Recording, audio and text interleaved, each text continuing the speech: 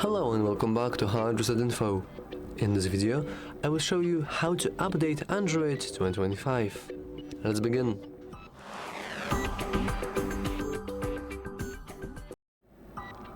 First, you want to head into Settings. Then in the Settings, you want to scroll down until you will see System. In the system, you can scroll down and head into Software Updates.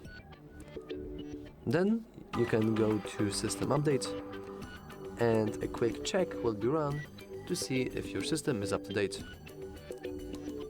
You can always click Check for Update, which will do basically the same thing. And as you can see, our system is up to date. If it wouldn't be up to date, you would see a button for updating our software. Anyway, that's all for this video. If you found it useful, remember to like and subscribe. Thanks for watching.